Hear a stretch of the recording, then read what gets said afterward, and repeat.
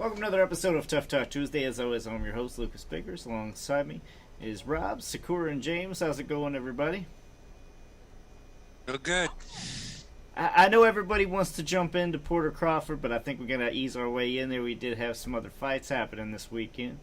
Let's talk a little bit about Jaime Munguia and Gabe Rosado. What a great fight that was. Dang, you guys, the only thing was we get right back to them judges' cards where they be looking fuzzy to me. I was taught, well, the way my grandfather taught me anyway back in the day is like, if you get hurt in a round, even if you survive, that's whoever hurt you's round. I mean, I'm just saying, no matter how many punches, no matter how much they did beforehand, if they got hurt during that round, it's the other person's round. So I like to live by that because, that's like the old school way of thinking, I guess, since it came from my grandfather. But nowadays, I guess, as long as you hit somebody like, 5 to 10 times and it's more than the other person did, even if they hurt you, they still classified as you getting around. I guess, unless you're Caleb Plant from last week, right? Gabe fought a great fight, don't get me wrong, but when it came down to the scorecards and he started to complain, I was just like, what did you expect? Did you honestly think he won the fight? I don't know if he can sit here and say he won that fight. It was a great fight, don't get me wrong, and a terrific performance by Rosado, but a win, it was kind of a long shot, was it not, James? Well, you know what? I got to tell you, the scorecards are pretty consistent. We're looking at them right now. I hadn't really paid much attention because I was pretty cool with the decision, the way it was presented. Good fight, though. It's a good fight. I think Rosado is that guy who doesn't lose. I mean, he shows up, he gives a good account of himself, makes it interesting, challenges, stays on his feet. Excuse me. Did well. I like Gabe Rosado. Me too. And, he's a gym rat, man. The guy's always in great shape and does not back down from a good fight. Yeah, he's guaranteed fireworks, man. And I just want to add one thing. Munguia is a far better fighter than he's ever been. Thanks to Eric Morales, Munguia has really improved. He had that one issue where he was lunging forward a lot. He doesn't seem to do that anymore. He twists his body a little bit more now. And so I think that's a really, really, really good improvement there. And hopefully the kid continues improving because he's got a lot to offer. Let's put it that way. It's a great fight. Rob, do you just agreeing with everybody? You have different thought? He's ready for the best. He's ready for it all. Listen, I've been big on Munguia his whole career. Everybody wants to talk down about him. Listen, finally, he's gotten the performance, the fight, the victory that he needed for all the naysayers to keep quiet and let this kid continue climbing to the top, which he's going to do. Munguia put on a hell of a performance out there. I agree with James wholeheartedly. The game plan finally is working. I think he had a great hell of a game plan going in there. Not only that, I think he's had a little bit of time off. The kid's taken a lot of fights throughout his career, throughout the years, and I think he took enough time off right now to get that stuff right that was wrong. Okay. Before. Okay, so you think he's ready for the tops, the Derevyanchenko, the Charlo, people at the top, Golovkin even, what they were. Throwing around there though. You gotta go out there. You gotta go out. You gotta go out there. You gotta see what you can do. Right now, he gets touched up though too much for me to see him in those fights. Because right now I see him losing those fights. I'm not saying he can't win. I don't think he's there yet though.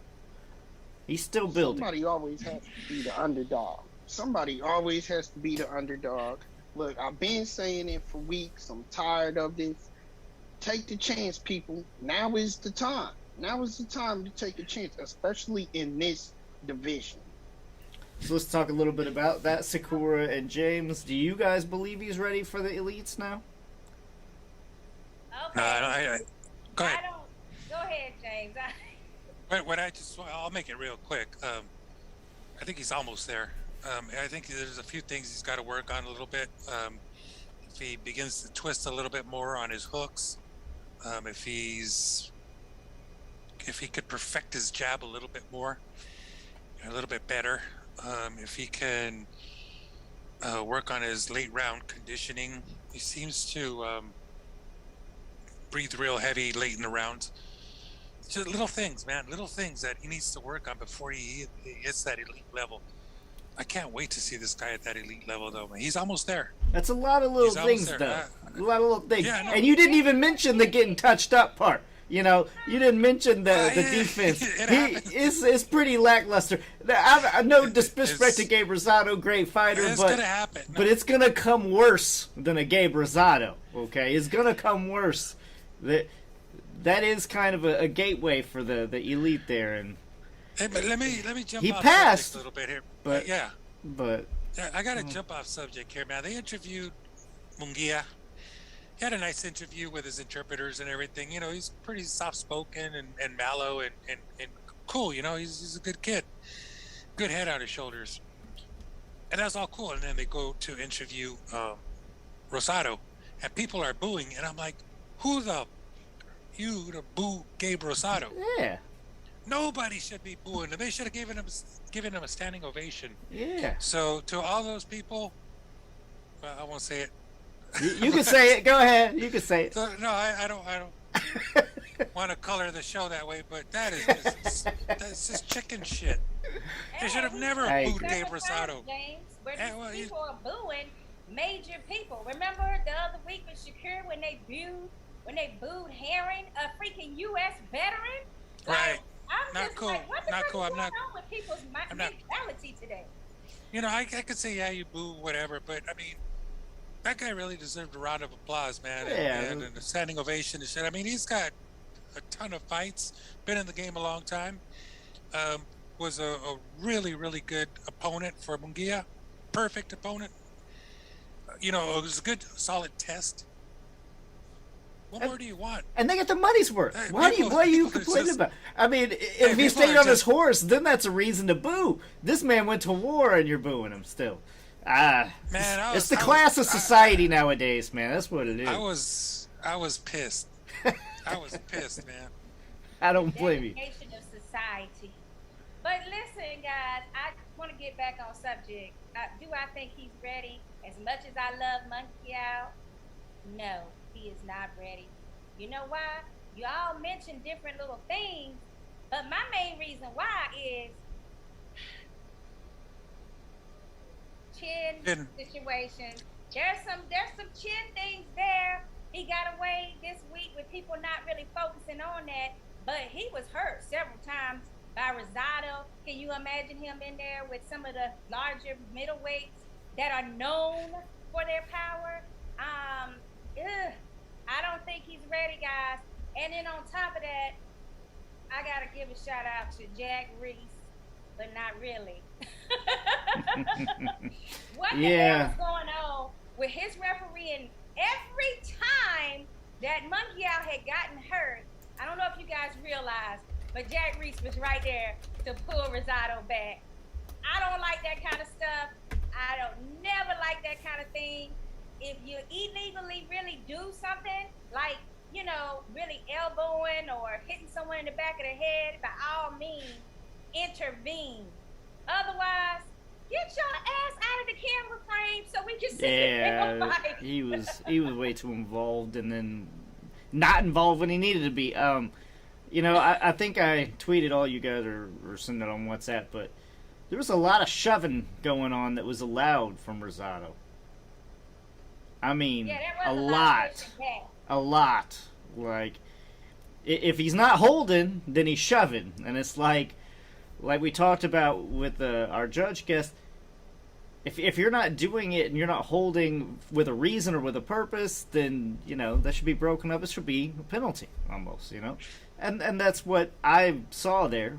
Should have been at least a penalty once or twice. Well, I saw that, so you're definitely right about that. But I also saw like what happened to letting boxers work their way out. Mm-hmm. If they try to work their way out and they still don't, they're still kind of in the mix, right? Then you pull them apart. But there was just like immediate, like boom, no, pull them away, and especially in the moments where Munguia was hurt. And that is one reason why I feel that Munguia is not ready to face top level competition with that type of chin. And also, James, you brought up the stamina issue. You said the later rounds, but I kind of remember him after the second round coming out with his mouth open and him being a little bit exhausted. Thankfully, he got a second win, but the point is that you shouldn't be as young as he is and experiencing that type of fatigue that early in a fight. I was kind of shocked. So, I mean, there's more things that he needs to critique and round out before he starts calling out anybody on a whole nother level than Rosado. But kudos to him because we did see some improvements, and Rosado was the type of fight that Munguia really needed.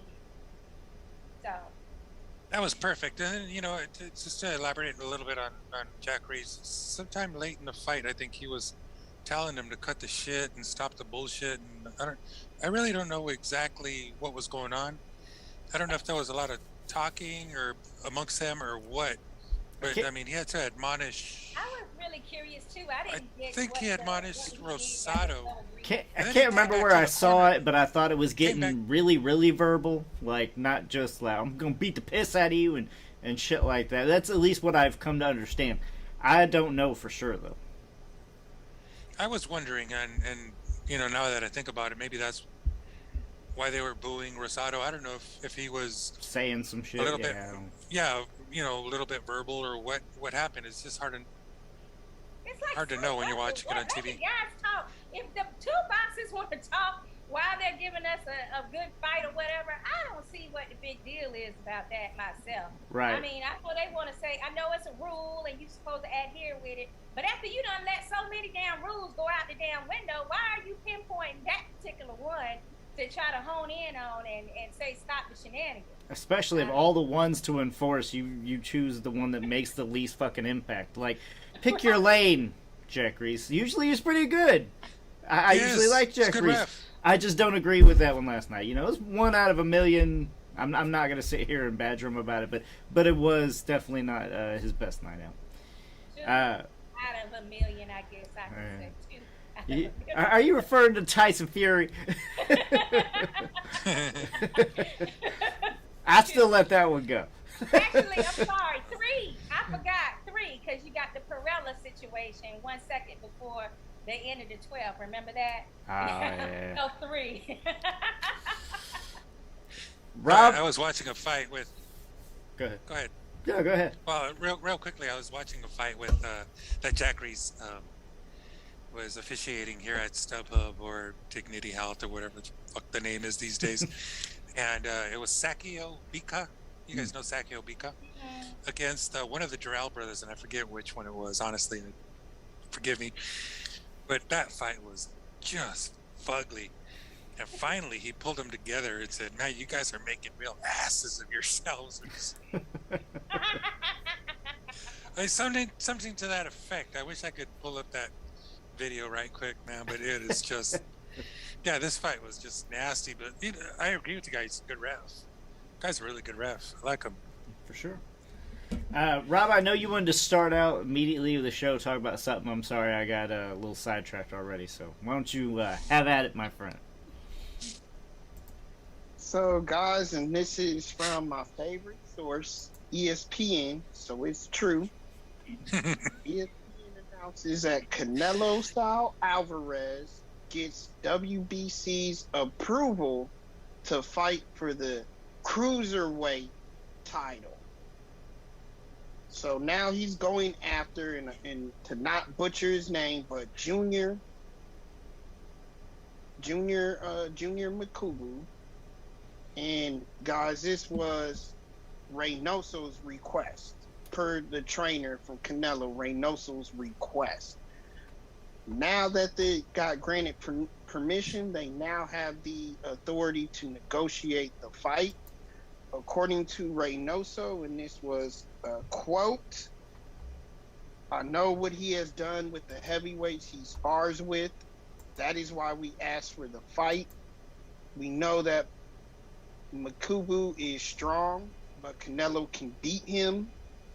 Many may say that he's crazy, but they also thought it was crazy when Canelo was junior middleweight, and we were looking for middleweight, super middleweight, light heavyweights."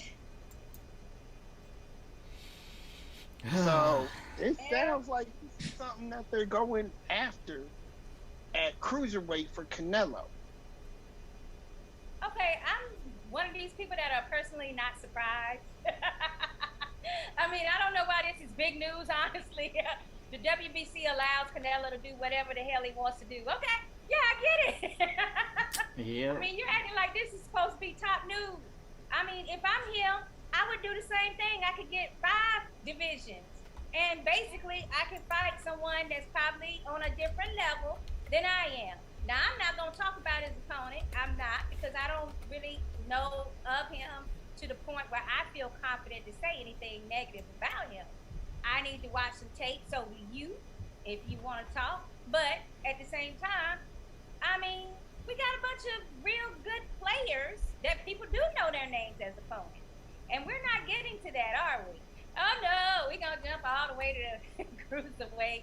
You know, I like I said, if it was me, if I could get a 5 division win record on my record and it be kind of easy. And Lucas, I think I sent you a picture of both of them with all these belts. And it's like, where the hell all these belts come from? Like, what is this? Look, I mean, this is the problem, right? This is the real problem here. It's like this guy has titles at cruiserweight, and you know, it's a easy grab, like that Fielding fight a couple of years ago. So why not? Yeah, I mean it's no different than just going up and taking it real quick. Just it's just a feather in the hat, you know. It's showing how much he's pimping. He's putting that feather in the hat and being like, "This is what I can do." But to me, that's not proving anything. Doesn't do anything. No. It means nothing. It does do something. It puts him in the history books as the first Mexican American to be a 5 division champion. Plus, I don't know how many 5 division champions we have, like total in any weight division. Like it's putting him in the history book, so it has a real benefit. It has a effect for that, but we all know what that is. We all know. Maybe we don't want to say it, but we all know what this is. It's a setup fight. You might as well. If you want to fight cruiserweights, go ahead and fight Usyk. Why not? Let's just make it official. Well, and you can fight Usyk. You can be the undisputed heavyweight champ, and then we can just call it a day. Well, is this guy considered the best of the best? This Makubu? No, but he's got a title, right? But he's got a title, right? At cruiserweight division. Caveats there, James. You're absolutely right. He is not. He is actually ranked the number 4 cruiserweight. So he's not. But when Canelo goes after all these titles, and he picks and chooses his opponents, like was it the last guy he fought, Williams or Yildirim? No, that was another belt holder, Liam Smith or whatever the fuck he was. Anyway, he goes after the easiest in the division, and you know what? All these titles and all these accomplishments that he makes really begins to have an essence of fabrication.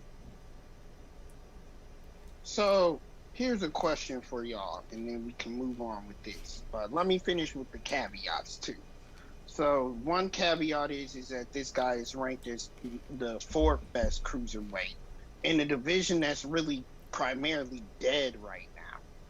That's one issue. caveat. The second one is guys, if you remember or recall, cruiserweight used to be at 200 pounds. It is no longer at 200 pounds any longer because of Shakura, your Bridgerweight division out there. Yeah. So now, Go Bridgers! Cruiserweight is Don't now cheer for bumped Bridger. down. Now, cruiserweight limit is now bumped down to 190 pounds, which is why Canelo feels strongly about moving up to that division and as you all say, cherry picking for another title. That being said, You should say it too. Well, wait a minute. I never said cherry picking. I said I don't know much about that opponent. And the reason we don't is because people haven't been paying attention to cruiserweights since Ugas left. Now, why don't we let Ugas go down and fight him at one of his cash weights? Because he's a true cruiser. Because he don't want then them. let's see him jump up to the cruiserweight division. because Canelo will never do that. But Come on. the main question that I have to you is this question right here. Regardless of what you think what happened in that plant fight, those are the types of fights and fighters that he should be fighting if he wants to prove himself. Not going up, taking on the weakest link in the division to win another title. Do you agree? We all can agree to that. Well, I just Why not? feel that there are bigger names that he could be targeting that will get the fans more interested in these bouts than going up and grabbing the cruiserweight, situation. But that's I'm gonna name names. Canelo, if you're listening. He's listening. He watches this show. Charlo, even though Charlo claims that he's at 154, he's not going up. Charlo is a name. You have Benavidez is a name that you have out there that you need to fight. Charlo, and you also need to look at the Andre is another name out there that you're ducking that you ain't fought. Those are the guys that we want to see you with. wow. I mean, I'm just like the names you mentioned. They're all amazing fight possibilities in matchups if we could get it. But at the same time, I just have to ask myself, why? Why are you not fighting these people that you obviously and your fans believe you can beat? What the hell is going on? Like, what is it that is making it so difficult to have these type of fights when everybody's like Canelo is a god and he's the face of boxing and he can do anything? So why? Why do you need to go up 2 weight classes to fight someone at cruiserweight with all these great names down here? The only one that I legitimately would be concerned for him to fight is a Benavidez because of the size. I just think that it's one thing to pounce and beat up on people that's a smaller frame than you are. It's a total another beast to try to hurt someone and they big, like they real big, like Benavidez. So, I mean, everybody else that you mentioned, I feel like it's easy beatings for him if he really wanted it to be. Charlo, he brings a different dynamic though with the extra boxing pedigree. So, I mean, I don't know. I just feel like I just am so clueless as to why all of this is necessary. He claimed when he left the zone, he was going to be ready to fight some real killers out here. Yeah. It's not necessary. And here's another thing, the WBC is involved and they're the de facto promoter of Canelo. Kareem. Canelo says jump. Suleiman says how high. Mm-hmm. Kareem says Demetrius Andrade is the most feared fighter in the world. He's not. He should fight Benavidez and Andrade. I would love to see them fight each other and then the winner fight Canelo. Can we do that? Now, that's a good topic. Let's get into that and talk about your boy next. And let's talk about Benavidez. Okay. After Benavidez's performance, do you all think he is ready for a Canelo? Did that seal your minds that maybe, he's got Canelo's number now? No. Whether he's ready or not. Benavidez got a be chin. seen. I think he'd be able to take some of Canelo's shots And that's really what he's always been doing, right? As Sakura said, he's beating up poor little old Lopez, and anybody, Mir Khan, anybody else, he's always been the bigger guy. And if he's not on the day of the weigh-in, he's definitely going to be on fight night, right? Like 10, 15 pounds heavier. Well, he's finally gotten to a place where it's his natural weight, where you should be doing anyway, right? Where he should have been this whole time. Right. He's finally getting there. So in actuality, we don't know how good he is. When Mayweather hit his peak at the 147, he really shouldn't and couldn't have gotten really any much higher than that. Then we saw how good he actually is. Maybe now we'll finally see Canelo tested. The only problem is if he's going up and avoiding some certain fights, and just picking off, somebody who can't move that well. He's very aware of his weaknesses, and he does not play into those very often. I think Plant frustrated him on quite a bit, and I don't think he likes any of that style. So Andrade, even as much as he does not bring a big fan base, I think it's still also that, style that's going to be causing him issues and, going to keep Canelo hesitant in signing a fight with him. I mean, think about him moving up the cruiserweight, that the person would be a bigger frame than him. But yeah. I'm looking at, these photos, and I don't see that much size difference just from the, we don't know the dimensions of the picture, of course. Well, but just looking at a glance, it looks about comparable in size. Because he's a dehydrated cruiserweight. He has been his whole career. I mean, he's a little sponges. You remember the sponges as a kid? You'd have him like this. He'd start like a snake, and you put it in water, and the motherfucker would blow up to like this. That's what Canelo is. So to me, Andre poses the biggest threat stylistically. Stylistically, especially after what I've seen with him having issues cutting off the ring and getting to Caleb Plant that whole fight. Andre is a whole nother animal. And he'll throw punches and combinations at him to keep him off him, not just the one jab. So Andre, to me, provides the biggest threat stylistically. Benavidez is a big threat because I think he can match him power for power. Right. I don't know. I honestly don't know who would win between Plant and Andrade.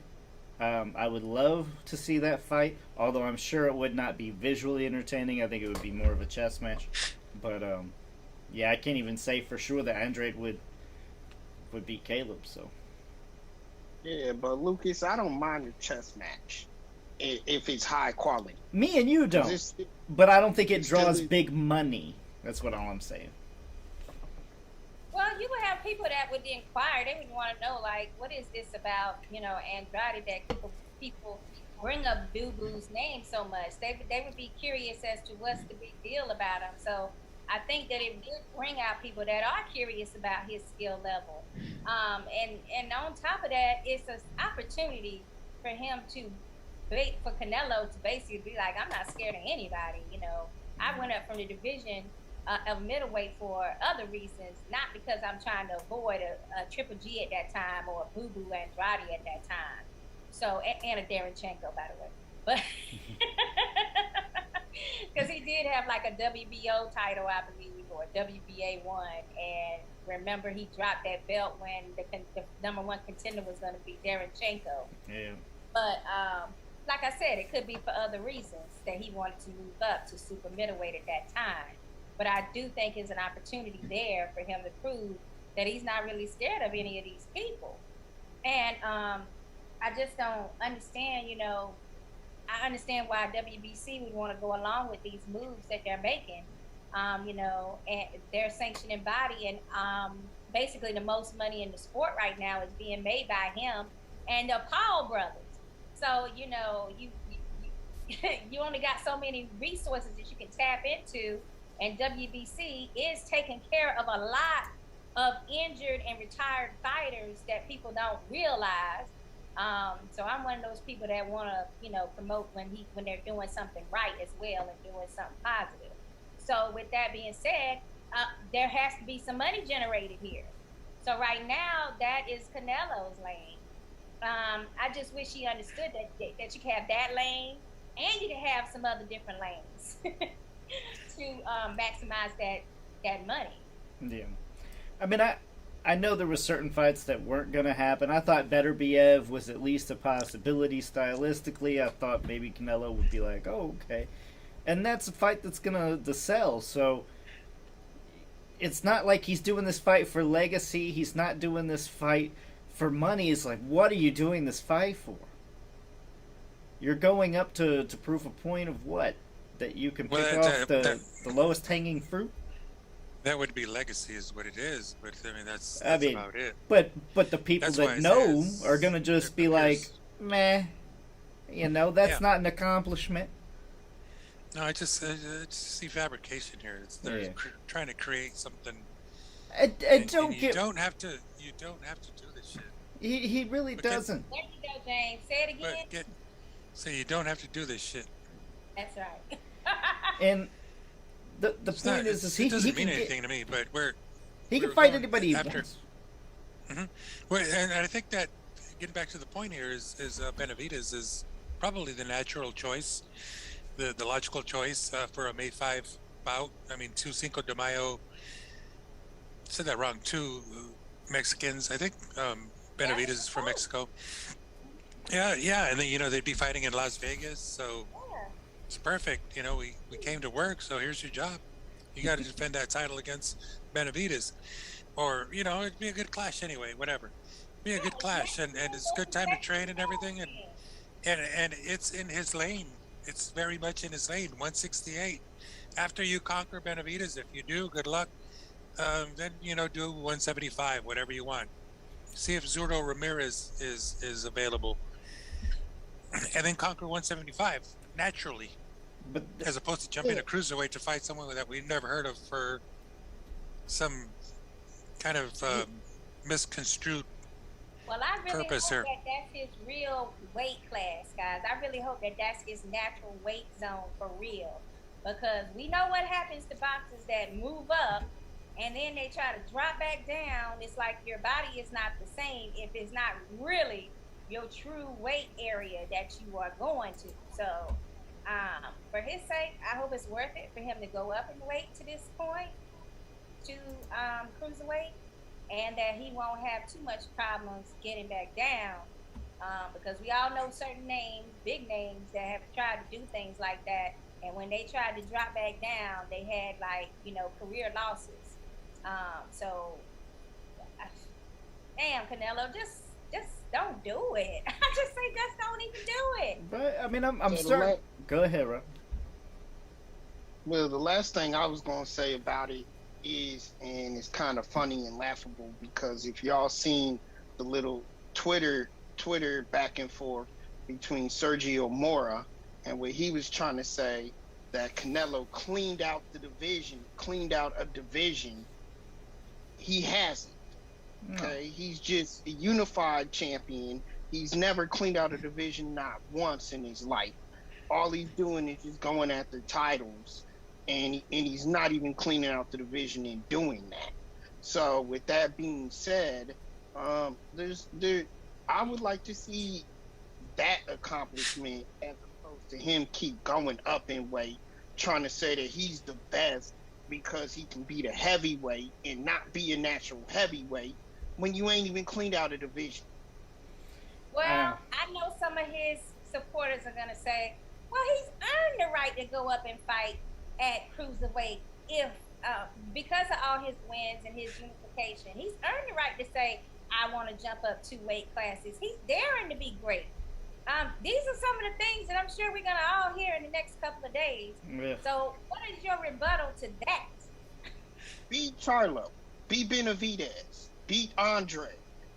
Beat even up at 175. Beat those guys.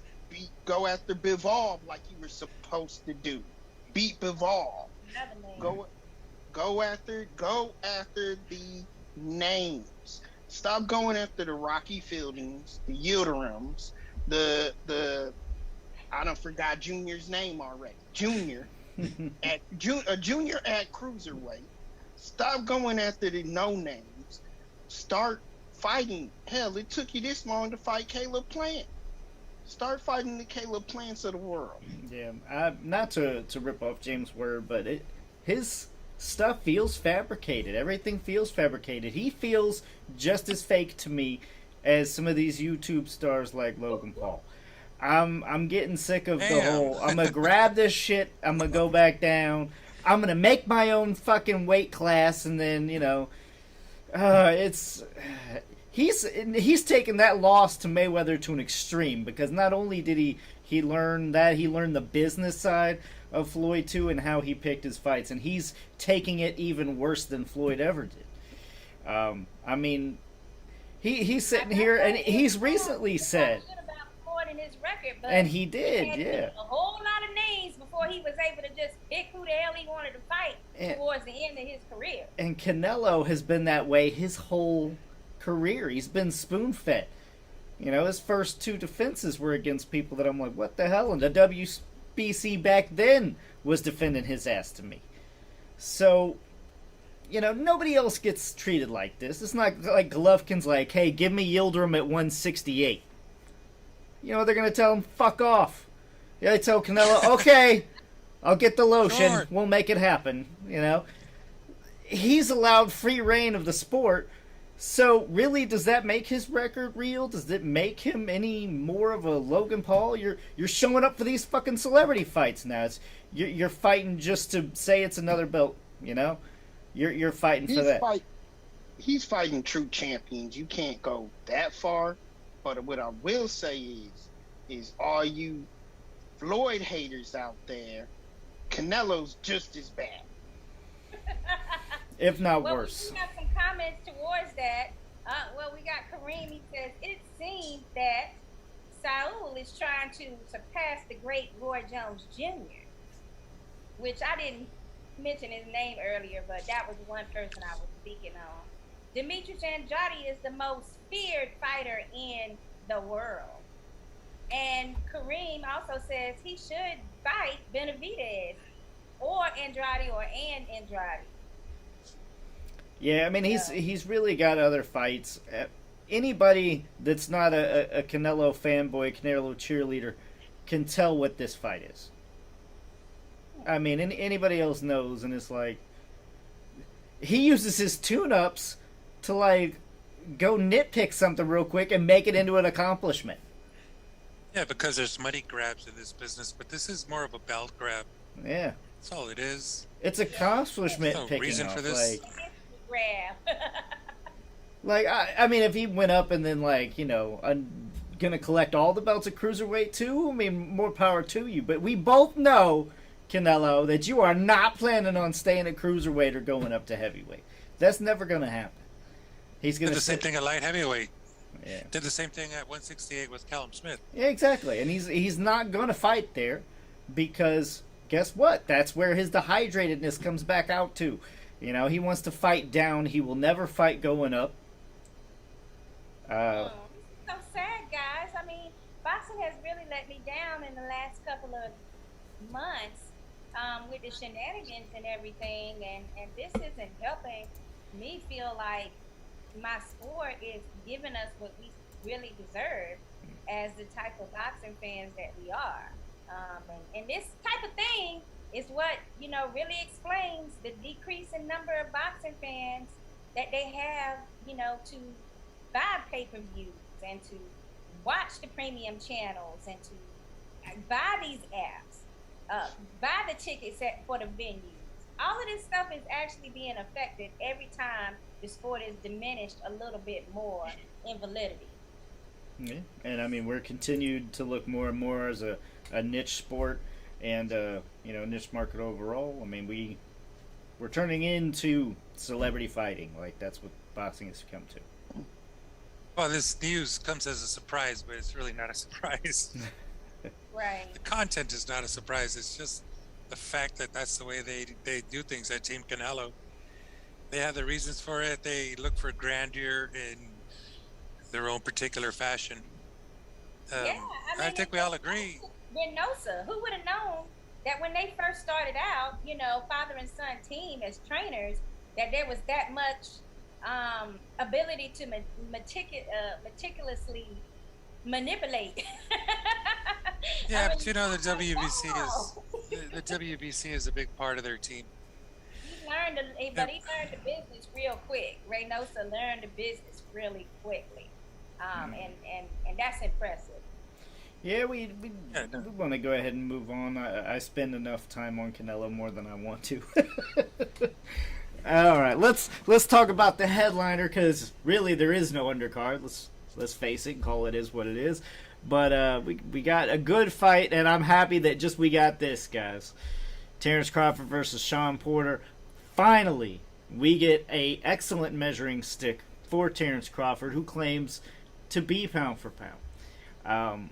You know, I'm one of the guys, like, I seen it, but my pound for pound, you have to have it also on your resume. I can't say, I believe you're going to do this. I got to be able to know it, because, you know, I've been wrong before. We all have. So I want it proven in stone, and I think we're going to get it this Saturday. Does he pass this test? Guys, I'm not so sure. My prediction's still in the air. I'm going to give one for on the air, but James is not concrete yet. I'm going to be able to change that. That's fine. But I want to hear what you guys think. Rob? First of all, this is a great fight. This is where everybody wanted to see this type of fight for Terrence Crawford. Unfortunately, too many people are diminishing his talent. He's not underrated. Okay, he's not. He's ranked up there amongst the pound for pound greats, as he should be, but he's always questioned about it. Listen, go back to several of Terrence Crawford's fights. He's fought this guy before. He's always fought tough opponents, whether they had names or not. And the style that Crawford brings to the ring, he encourages that. He loves that. He's a dog for that in the fight when you bring the fight to him. He loves for his opponents to bring that. And Sean Porter will bring it. The problem is everybody wants to deny the talent that Crawford has. And he definitely has the talent to not only beat Sean Porter, but whoop him.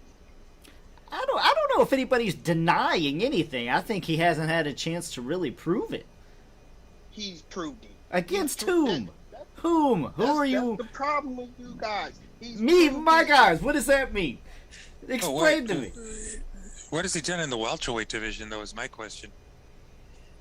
He's beat every fighter they put in front of him. Which is a selected few. You're in a narrow lane, man. Yeah. The rest of this whole world involved, and he took this little slice. Cal Brook and Benavidez, I mean, those weren't real big matchups for me. Those were keep busies. And those were late, you know? Yeah, and here's another thing. Late in their career. You know, he never, now, finally, he's getting Sean Porter, but he should have had Spence. And, you know, with all the polemics we have in boxing, he's never faced Thurman. He's never faced Spence. He's finally getting Porter. A couple other guys that he should have fought by now, too. And it's just, it's a shame that he's not had those fights, you know, but they're all at PBC and he's not. So, and he has the fight. Hold on, Shakur. At 140, yes. Hold on. Yes. Let's do this here. He has the fight. That's what's in front of him now. So, what y'all got? Because I think he's going to whoop him and whoop him bad. Thank you. What, Porter? Your prediction. Well, I mean, you just jumped straight to it.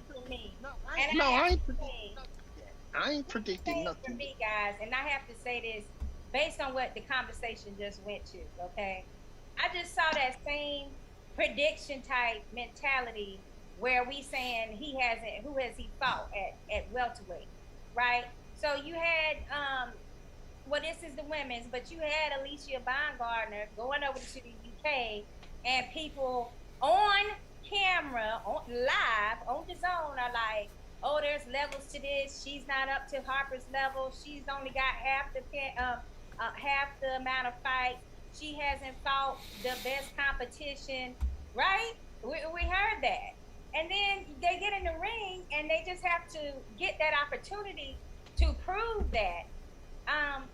You know, he's right. Rob is right in the fact that he does at least now have this fight to fight someone like Sean Porter, who is going to be a good litmus test against several of the other five pound for pound welterweights, the best in that division rank.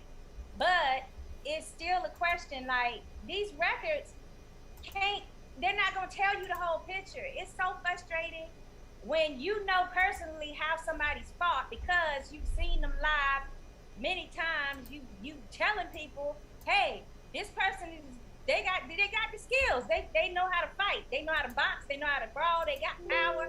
You're trying to explain all this, but then the record, right? And people are trusting in these records that they see.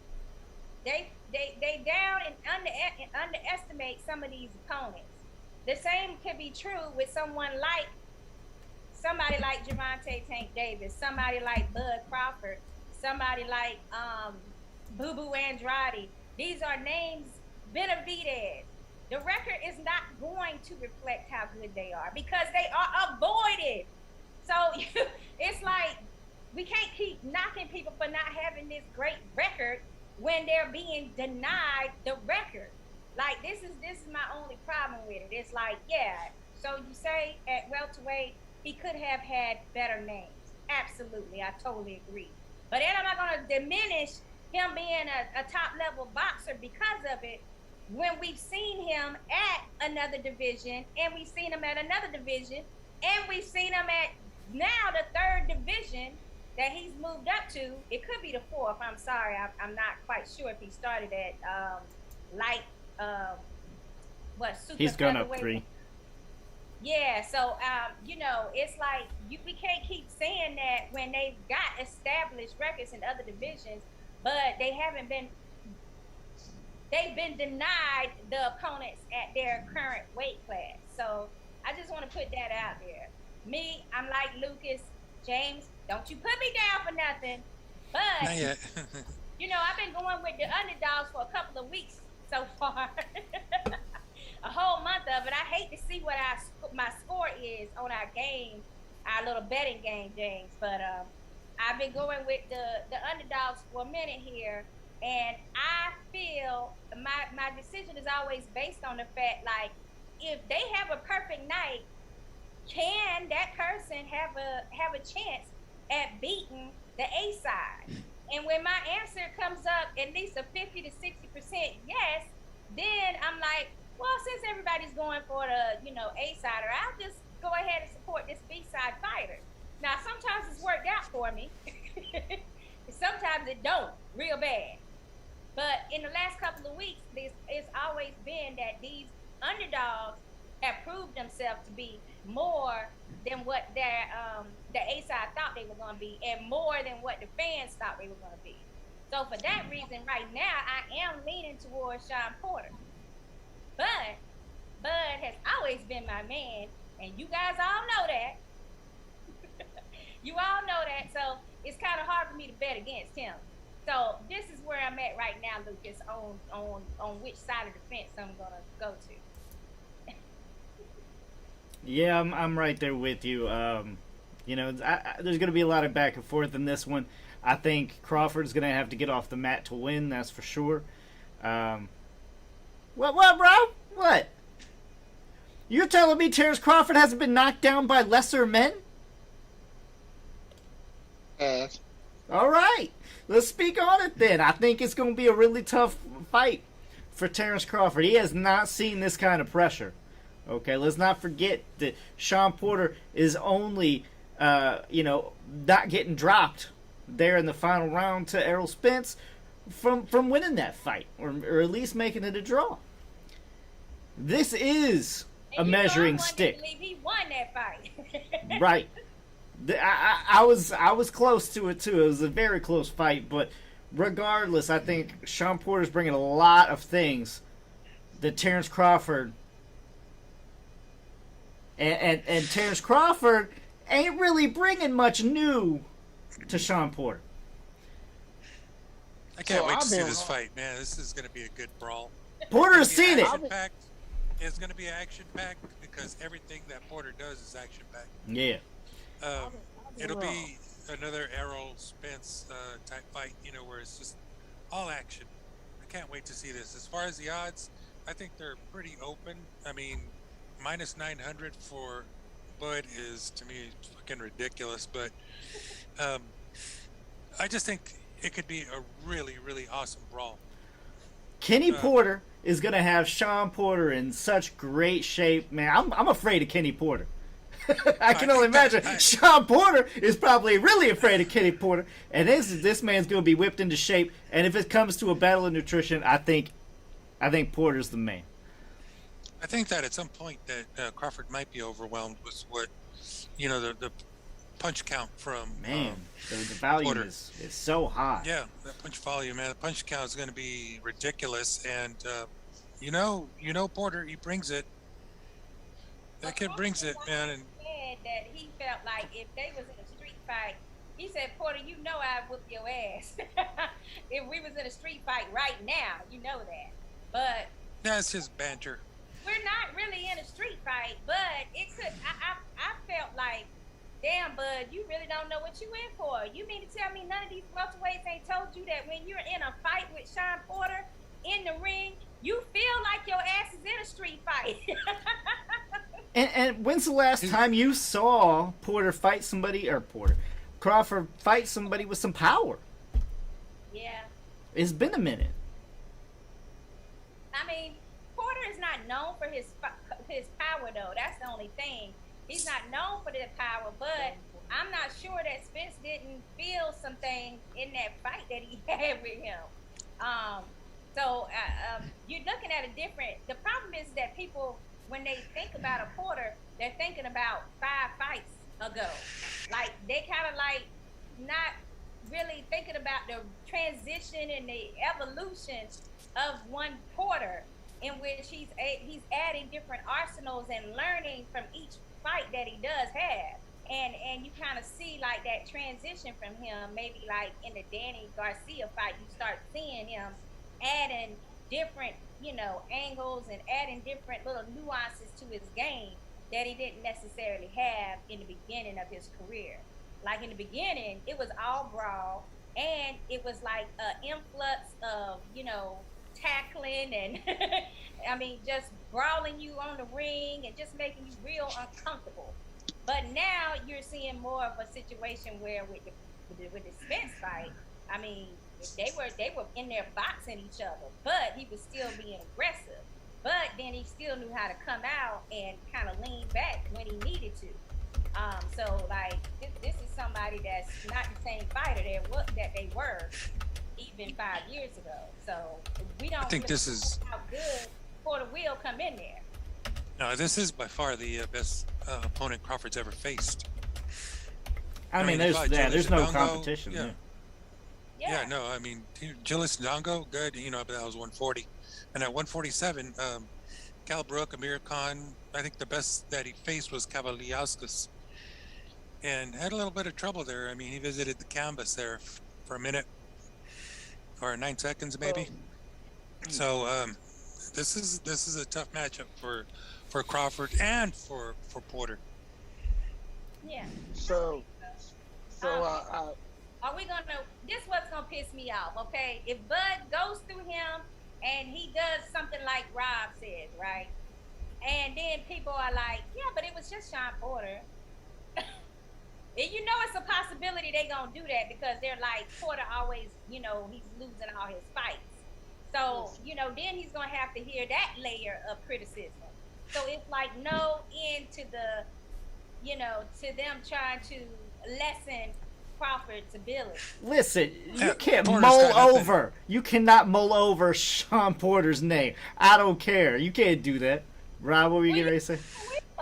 You know it. so Fair So enough. I gotta listen for you, okay? Regardless, nobody's trying to mull over Sean Porter's name here. But what Bud has been saying is, I've already proved it. I've already proved I'm above his level, and he has. But the people say he hasn't. You guys say he hasn't. Yeah. Watch him prove it. It's the experience. It's all the experience that Porter has that at 147 that Bud does not currently have. That's what equals out the equation for me. I mean, it's a big part in that, but we've Now, seen with some that- things with Crawford that are questionable, and we want to see it get answered. That's all. I want to see him pressured, knocked down by a guy who's a finisher and can jump back on him again. We haven't had to see that because he hasn't had that kind of opponent yet. You know, there's still a lot of unanswered questions.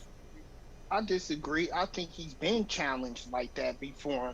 And some of those opponents are opponents you didn't see coming, and that's why you guys are. That's why you're saying what you're saying. But what does he do when he answers? He not only answers that, he Canelo's that answer. Okay, he knocks the guys out.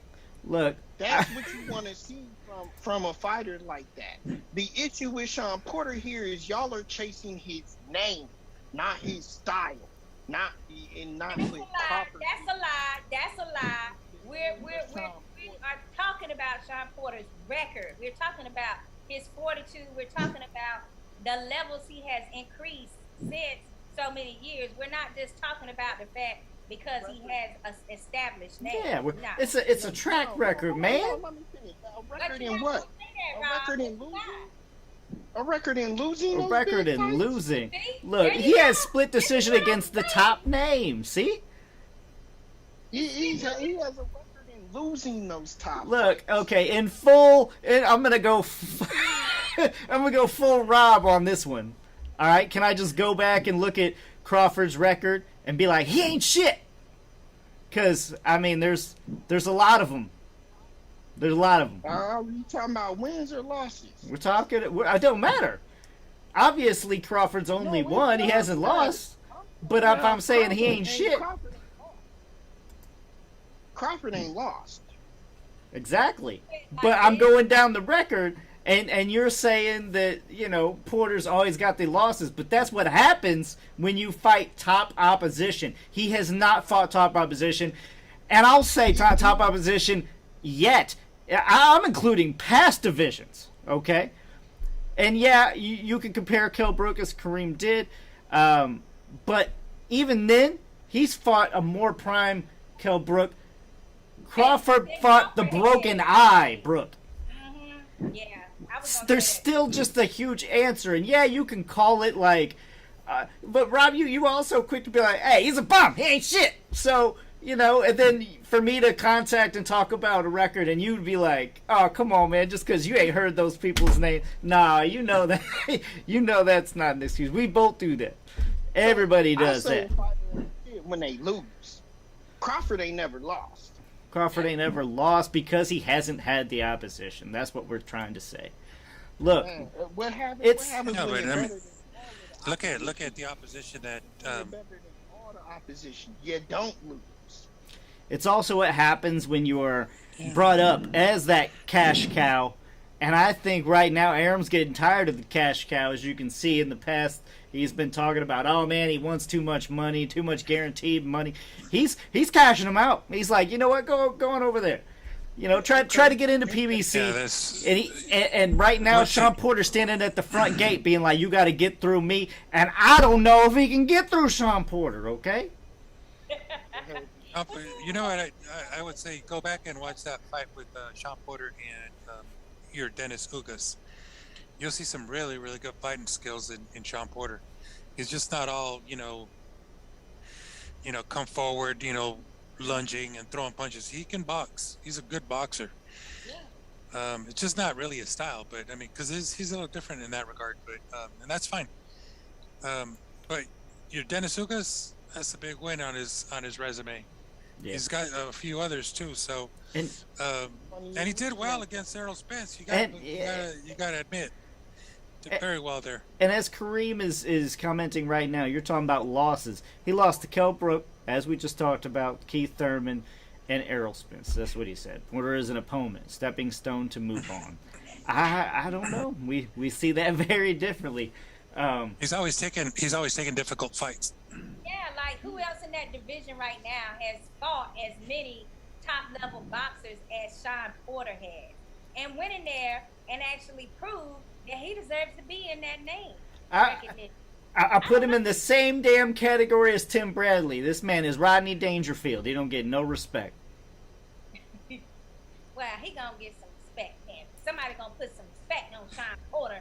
Showtime Sean Porter name now, damn it. I think Tim Bradley in his prime whips Crawford. And I'm thinking Porter right now. I'm thinking Porter wins. Bear down unanimous decision. And I'm talking not wide, but by a couple rounds. The disrespect. I had to take my headphones off. The disrespect. Disrespect? The disrespect you giving to Porter, my friend. Oh my goodness. Kareem, you too. Stepping Stone? Stepping Stone? We can't talk about Porter that way. Go ahead, guys. All right. The tweet of the week, guys, is from me, Sakura A. Damn it. Listen. I said I'm seeing some predictions on Facebook that got me shocked. I love me some Sean Porter, Showtime Porter. But by KO, at least this person gave a prediction though, because a lot of people that don't want to say who they got on this one. And the person that I posted a post, somebody said, I like Crawford, but I got Porter by TKO late. So I just don't see that scenario. I want to see what you guys think of this scenario. Is it a possibility? Could Sean take him to the deep waters in championship rounds and TKO a Bud Crawford? I see Crawford getting beat up a lot. Like, a lot. He's going to get touched, you know? He's been getting touched, and he's going to continue getting touched. The only difference is Sean Porter does a little bit harder touching. I don't really like this fight for Crawford. Stylistically is his only benefit. He needs to keep Porter off of him, but that is easier said than done. As we talked about, Errol Spence couldn't do it. You know, nobody can do it that he's faced so far, and we've already talked. Crawford's fought the top opposition. Okay, well, for me, I don't see it possible. I don't see this, guys. I see if Porter is to pull it out, it's going to be by decision. I don't see it even by no TKO, because Bud has a chin, and then I actually don't see it the opposite way either, unless, Terrence comes in there with superhuman strength that we haven't seen before, because Sean has a chin as well that's like really goat-like. So it's like, I don't know how this ends, but I mean, I really don't see a TKO. But James and Rob, I'm interested to know your thoughts. In this fight, I like Sean Porter. I just like Sean Porter more than I like Crawford. That's why I selected him. But I think that he will really, really pressure Crawford, apply a lot of pressure. And I could see that Crawford at some point gets tagged. And, I'm hoping that Porter can stop him. And I think that it might come late. Otherwise, it could go to decision. I hope Porter gets a decision. Porter all the way for me. I don't really see it. I haven't predicted decision or KO. I'm not predicting yet. I like how everybody has a disclaimer this week. No prediction yet. This is the pre-prediction. It is a tough one. It is a tough one. It is a tough one. But let's see. You asked the question, I'll answer it. You asked the question, I'll answer it with my prediction. Folks, tune in next Tuesday. It'll be called Heavy Bag Boxing, Tough Talk Tuesday, the Rob I Told You So show. Okay? Because I'm telling all of these people on this panel, listen, can Sean Porter pressure him? Yes. Can Sean Porter try to attack him and get some shots in there? Yes. Crawford answers. It's not going the distance at all. This fight won't even last until the 6th round. Crawford KO. You know, there always is an opportunity, an opposition where no matter how hard you hit, no matter what you do, this person keeps coming. I think Crawford's running into that this week. You know, he's going to see what he's truly made of. Kareem says, if it goes the distance due to Porter punch output, the judges will rob Crawford by a split decision. I think I'm disagreeing there, because I don't really know if Crawford's the B side. That would be saying that Crawford is the B side. Is Crawford not the A side in this fight, guys? Yeah, I think he is. Sure. So, yeah, Crawford's already got probably round 1 and 2. So Porter's going to have to put more in than Crawford. I mean, he's going to have to. So, Rob, no, I don't know, but that depends. The only thing that is benefiting Crawford is the fact that he does have a killer instinct. If he does get Porter hurt, he will go in for the kill. And that's 100% true. Yeah. If he does get put down, like Lucas says, he thinks he will, which I don't think he's going to happen at all. But if he does even get pressured and he feels like he lost even just a flirt, if he feels like he even lost a flurry in the fight, he gets mad. And Porter ain't going to know what hit him. Why? Because Porter's used to applying the pressure. And hold on, let me say this. Porter is used to applying the pressure and fighting the pussies at PBC like Errol Spence that don't go for the kill, that don't try to knock you out. Oh my God. Did you just call Errol Spence a pussy? What the hell? You say shit like that, and then I wonder why I can't get people to tune into this show. Man. Done with you tonight, Rob, because you just went way too far, man. There's nothing about Spence that says that he's that way. In the least little bit. You really took it there with that. He tried to knock Spence out. That's what Lucas is telling you. People try to get him out of there. They tried to get Porter out of there, but they can't, because he just gets right back up. And that's another thing I was going to say about her tweet of the week. TKO, I can't see either guy getting knocked out. I really don't. I can't see either one getting knocked out, especially Porter. I mean, we already said he's fought the top opposition at welterweight. He's never been knocked out, never been stopped, okay? And I don't know if he ever will be. This man is a strong Thundercat, and he's coming for you. Anthony Granger says Bud moves a lot better than Spence and faster hands, so you can't compare the two. I mean, we got to compare the two. They fighting on Saturday. We really have to. So. Not that faster hand thing either. No, he's talking about Bud and Spence. He's talking about Crawford and Spence. My bad. Which he's right. Which he's right. Which is why I made that statement. I think Crawford is levels above everybody. You sit up there and say that's oh man, so dog. I mean, crazy. The experience level for me isn't quite, but it's almost as bad as it was for Caleb Plant moving up to fight Canelo. Like, that's how big of a jump I think there is in opposition with him moving up to Porter. Call me crazy if you want. Oh, okay. You're saying that Bud would be like he's moving up in levels. Yes, he's moving up levels, just like Caleb Plant had to jump levels in opposition. I think it's comparable. That's how bad opposition. Well, opposition, definitely. Yeah, just based on opposition, but not based on skill level and talent. But if you're just talking about who's on their record, definitely. Yeah, as far as experience goes. So it's going to be great to see how he handles it. I mean, I hope I'm wrong. Crawford's been a great fighter. He's been great for boxing. So, his win would only be beneficial to boxing. But I definitely don't want to see any kind of funny business. No, let's give it to him from the cash cow crap. I hate that, and I really hope that nothing fishy happens. Or no draw. I hate draws. Let's just go back to a 13th round, please. Because I already know if it comes to a draw, that fight's going to be an amazing fight, and then we'll probably never get a rematch because it's top rank in PBC.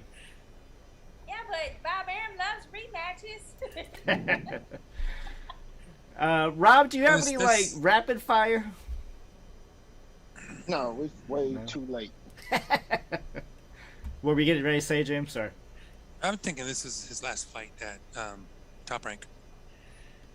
Very well, maybe. I mean, this may be. Hopefully, and jump ship or Yeah. free agent or whatever you want to call it, man. But just get the guy to Top Rank. Yeah. And we know all that because I think Bob Arum made it perfectly clear that that's Yeah. going to happen. Yeah, it doesn't seem like And a lot of he love likes lost the there. fact that he has Crawford as a chess piece, and that it annoys the other cartel. So don't underestimate that. Kareem Right. wants to know if we all agree that this fight is a huge risk for Crawford. I don't think we can get Rob to agree. Rob? I think the rest of us already agree because from the sound of it, we're actually discussing that the Porter's a big fight. It's a huge risk. You are very strong. Okay, Of course it is. I need We to all do agree there. something. Okay, we got to have some kind of punishment, right? Because you talking mad. If Porter wins, what you gonna do? Because we got to get something. Yeah, and by not doing, we don't mean don't come on the show. Like You got to wear a dress on the show. Wear a dress. I don't own a dress. I mean, you got people. You got people you can borrow a dress. Now, how does that sound? Hey, can I borrow your dress? There go your dating career. I'm just saying that Porter, you talking mad stuff about Porter, so if he wins, I just want some kind of punishment. We should all get care packages from him or something. I'll from do his this. inside. Me and my nephew, when we do bets like this. He says you got to drink a nasty concoction that I make up. Okay. So if I lose, y'all message, put it on the app, put it on Facebook, put it wherever. You make up a concoction, and I'll drink it live on air, and you can see my reaction. Oh man. You call that a punishment? Oh, great. I can't wait to break out my seaweed juice. So we gonna get something gross. Look how you looking. Said Porter's last knockout win was over Paulie Malignaggi. Yeah, Kareem, I agree with you there. That's why I said I don't think anybody's getting a KO on Saturday. All right, guys. I think. Go ahead. It's going to be fun, and it's going to be action-packed. And I know one thing is that we're going to finally see at least what level above or below Crawford is right now in the welterweight division. A lot of stuff's getting answered. Does Porter have anything left? Crawford, he's growing, and like you said, this is the biggest fight to date, and this will say where he's going to be in the welterweight division and how he can stack up. So there's a lot on the line here. I think Porter's he's getting up there, probably thinking close to retirement. When you think guys say, what is he? 30? He's up there, yeah. I mean, he's And he's got, own and it. yeah, That's his yeah, job he's now. and he's got a hell of a career outside the ring too. Guy's awesome Yeah. at the mic. Yeah, he's very good at commentating. So I think just feel like maybe running out one, of two more opposition. fights. Yeah. Yeah, I don't think he's gonna be lasting too much longer. But yeah, there's a lot on the line, guys. This is gonna be a great fight Saturday. This one you're gonna pay by the punch, because like we were talking about earlier, that punch volume is gonna be through the roof. Because everything Porter does, and Porter does a lot, Crawford's gonna have to answer back just as good. So guaranteed to get your money's worth. I'm sure this is great pay-per-view. May just want to hang out until the main event starts, though. Sorry about that undercard. That's pretty bad. Yeah, this is ESPN, correct? Yes. It's co-promotional, so I'm confused. I don't even know. It is on ESPN, Is it? so that's a good thing. It's free TV. All right. Well, let's, Green, we will be talking about that fight next Tuesday. yep. Most Talking about likely. Isaac Cruz versus Davis. All right. Thank you all for coming on. It is getting late, so we'll go ahead and end the show here. And if you're listening, please go ahead and leave your predictions and everything on our social media, wherever you're at, whether it be Twitter, Facebook, Instagram. It's at Heavy Bag Boxing. I hope you all have a good night. Check us And out. shout out to Alicia Baumgartner. That's right. Bam, bam, bam. That's what I Hell want to yeah. say congratulations to WBC and IBO World Champion, baby. Grabbing that strap. Looking forward to seeing her defend that title. It's going to be great. But thank you all for She coming brought on. it. Go ahead. She brought it home. She did. Now she gets to defend it like a champ. All right. Well, again, every Tuesday, 9 p.m. Eastern, 6 p.m. Pacific. We'll see you again next Tuesday.